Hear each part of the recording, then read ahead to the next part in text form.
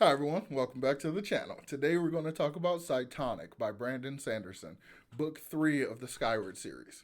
So, as always, this is going to be completely full spoilers since we're deep into the series. We're just going to kind of talk about it like right off the cuff. So, of course, let me know in the comments down below if you've read Cytonic. What did you think about it? Let me know how you felt about the story.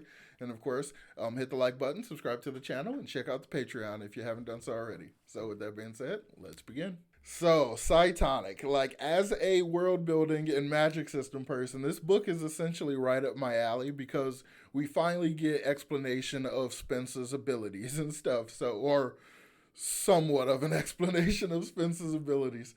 So I think this book, in terms of a series like this, is very, very necessary because we know very little about Cytonic abilities or about the Delvers or any of that stuff. So sometimes you kind of just need to take a full book and just explore all of that stuff. So a lot of that stuff actually is in the background of this book while we kind of get a lot of character work for Spencer as well, which I really liked because we get a lot of the backstory, her stories about the stuff Grand told her and all these, hero stories and like all these ancient epics and everything, right? So she's always wanted to be in a story like that. She's always, had a great connection to that kind of stuff. So in this one, we actually get her essentially on an adventure like that, which I think is really, really cool. So it kind of plays a little bit with the tropes of the hero journey kind of storyline, because that's kind of the plot we follow through the events that she follows is kind of a hero's journey thing. But I think it works. It's not just a arbitrary use of the hero's journey trope. It works because of her history with these types of stories where this type of, the hero's journey was often used. So it works with that, and it works with the fact that she acknowledges that she's essentially in one of the stories she always fantasized about. So I really like those kind of connections there. So when we get into the nowhere, it's kind of fascinating. Like the way in which it's described is very hard for my imagination because it's described as being a extra dimension while also being nowhere and somewhere kind of like it's all one space, one location, but it's not one location. It's the description is very contradictory in a lot of ways, so it's hard to really imagine. But when she gets to the point where she's hanging out with the pirates and they're on these floating pieces of rock, then I'm like, this is space. Like this is a physical dimension. Like how could it not be? Like because of that and stuff. So I just thought a lot of that, like a lot of the world building bits of it, was a little unsatisfying for me because it is explicitly contradictory. So therefore, it's hard to just cleanly understand. So some of that stuff didn't really land that well with me. But when I was able to basically just try to accept it on its own terms and recognize that this is a sci fantasy series and not a true sci fi series, then it kind of became a little bit easier. So a lot of the nautical kind of connotation that happens here, like the characters that we interact with, because of course it's a new book, so Spencer gets a new cast of side characters. She gets a whole new flight, so it's a whole same thing that's happened to Skyward and Starsight. But she's essentially with these people that live in the nowhere, and they're basically pirates. They are pirates, but they're not like any pirates, you'd recognize essentially. But again, Brandon does this idea of like a found family thing pretty well, so we kind of get an interesting bit of connection with these characters. I think there's a character who's a human from like another colony. I can't remember his name. It starts with the M. It's like Maxim or something like that. But he essentially was raised as a pet to different aliens because humans are just so terrible or whatever. I thought that was kind of interesting because it's like an interesting juxtaposition to the reputation that humans have. Like he's actually a really cool guy, very calm and chill and stuff. When humans, reputation is that they're basically vicious animals and stuff. So I thought that was kind of a fun dynamic. And I just like the idea that one of the people are of the same species that have been oppressing humans on detritus. She's one what they call the Krell, but they're actually called something else that I can't remember. But she's actually a really cool person. She's just straightforward and stuff. And I like the fact that that Spencer basically admits that she had basically bias against her because of her species, but was able to actually deal with it. And then the lady's like, "Oh, that's very big of you, because if I was to meet someone who, someone of the species that oppressed my people for the entirety of our existence, I don't know if I could be as gracious as you are." I thought that was really well handled. Like, that's really cool in a very not cliche way.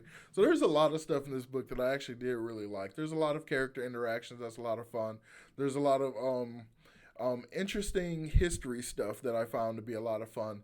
Because essentially, Spencer has to go through this thing that's called the Path of the Elders, and there's a bunch of like Cytonic residences, residual, whatever, residue, I guess, where she's essentially able to like tap into the memories of Cytonics from the past. So she kind of sees things like the first contact between humans and another species, which happened, it would be thousands of years ago for us or whatever.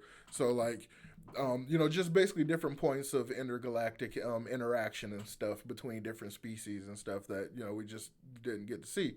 So we kind of get to see the almost the origin of Cytonics essentially. So the conclusion that she comes to is that Cytonics are people that have been mutated with nowhere radiation, with that FTL space, liminal space radiation. They've been changed or whatever. So I mean, that's as good an explanation as any. But there's also a cool bit in there that kind of explains the origin of the Delvers. So this idea of the Delvers being, I don't want to call them corrupted AI, but being AI that has essentially opted to wipe out all its base programming just to avoid emotional pain, I thought that was really fascinating. Like, just that concept is kind of interesting. Like, it's a different take on the AI gone rogue kind of story, but the whole concept of AI going into the nowhere and evolving into what is essentially a soul, that's just a little hard for my head to wrap around. It's just like, I just I can't process, I can't like think of anything analogous in reality that is, analogous, that's anywhere near similar to that idea. Like, so it just kind of, it just, I can't square that circle. I guess, I don't know. It's just something about it that just I can't. But the person that Spencer meets almost immediately when she goes into the nowhere, this guy who's supposed to be the original pilot of MBOT, and he's like, calls himself a gentleman explorer and all this kind of stuff. We find out later that he's actually a Delver. So it's interesting. He's the Delver that she basically turned away from Starsight. So she connected to it and basically changed it, and it basically got more human-like. So it basically took on this form of the not it. He's, I think he's called Chet. He's not the persona of the guy who made the first AI that would become the first Delver. I don't think. He knows about him though, which could be a Delver knowledge thing, or maybe I just missed it in the book.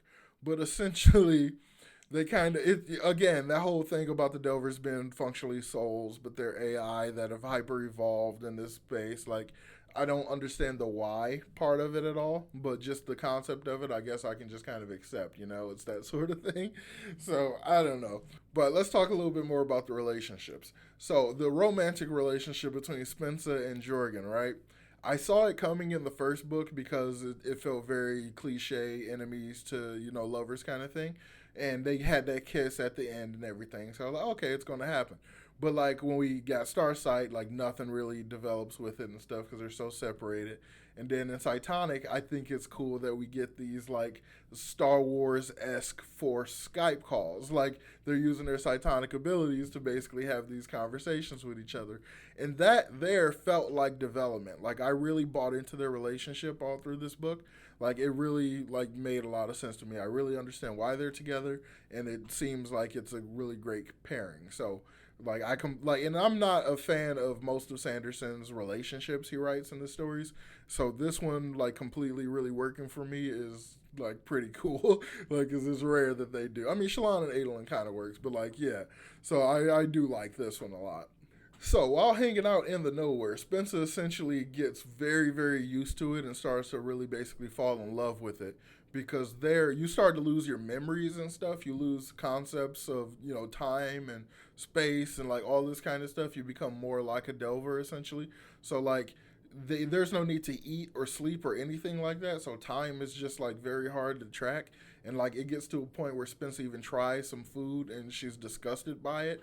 Like because they're just like, why would anybody eat? Like they, so it's like a lot of that kind of stuff. I thought that was a fascinating effect of that location. I thought it was really cool.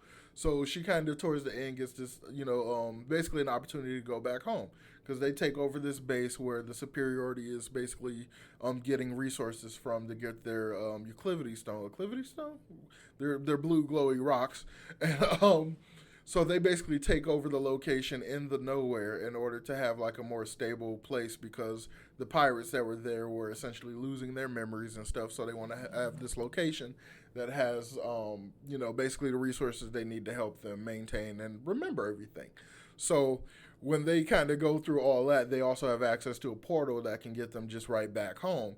And Spencer basically has the opportunity to go home or stay there. And she really actually has a hard time figuring out what she wants to do because the lack of the time and all this kind of stuff. They also have this thing there where even when they're fighting in their starships, they use non-lethal ammo because they're already in the scenario where it's like pretty terrible. They don't want to add to it by, actually killing people. So Spencer basically gets to live out everything she wants. She wants to like have these dogfights in the sky and stuff. She wants to go on adventures and do all this kind of stuff, and it all has no stakes because nothing's, everything's non-lethal and stuff, and everyone's functionally immortal. So like she's very, very much tempted to like just hang out here and live out these adventures and just basically become a subject of the stories that she loved so much growing up. But she, of course, has to go back, and then when she does, she is basically attached to the Delver. Chet? Is that his name? Chet? I feel like it's Chet, but it might not be Chet. But essentially, she's attached to him, and now she has a Delver like attached to her soul when she's out in the somewhere, which has totally modified her abilities. So I thought that was kind of interesting. Like it creates this situation of like she learned pretty much everything she needed to know about her powers and got like greater, more adept with her powers and stuff. And but like it's like not enough, similar to a lot of kind of like with Aragon. Like Aragon maxed out all his stats, but it still wasn't enough for the end battle, so he needed more.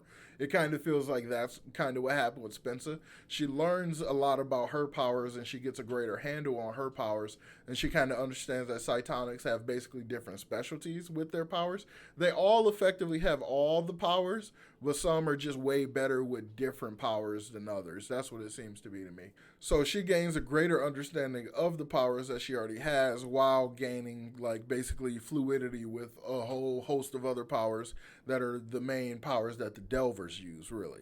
So a lot of that's really cool. It kind of promises something really interesting for the last book. And this book overall was okay, but it definitely did not reach the heights of Skyward, which got me into the series. The first book was really, really well crafted, and I love all the side characters a lot. Whereas in this one, the only side characters that I found memorable at all were the crystalline creatures. I can't remember what their species is called, but Gliz and Deliz and Shiver and Deliz. They are basically they're like sentient coral or something. They're like crystals that can grow and like vibrate in such a way where they create their voices and stuff. They're just a very fascinating alien species. I thought it was really, really cool and kind of interesting, and I like them, and I want them to come back more, and I want to learn a bit more about them and stuff. So yeah, I think that'll basically wrap it up. So my opinions, though, honestly, on Cytonic are kind of mixed. They're pretty lukewarm. I appreciate getting these explanations and understandings, but a lot of the world building explanation and magic system explanation does not sit well with me because it doesn't feel like a clean enough explanation at all. And most of the side characters are incredibly forgettable except for the two crystal creatures. And some of the relationships work in it, some of them don't. So it's very much a mixed bag for me. It's not at the heights of Skyward, but it's not as low as Starsight, I don't think. Yeah, it's not as low on my list as Starsight. Starsight is probably still at the bottom of the list. So yeah. Stick around. We'll be talking about Defiant probably in the next few days or so. So yeah, of course, make sure you hit the like button, subscribe to the channel if you haven't done so already, and please in the comments down below let me know if you read Cytonic. What did you think of it? Did you think it like works really well as a penultimate book? Let me know about that in the comments down below. And as always, if you haven't done so yet, please check out the Patreon if you're interested. The link is in the description below, and I will talk to y'all next time. Peace.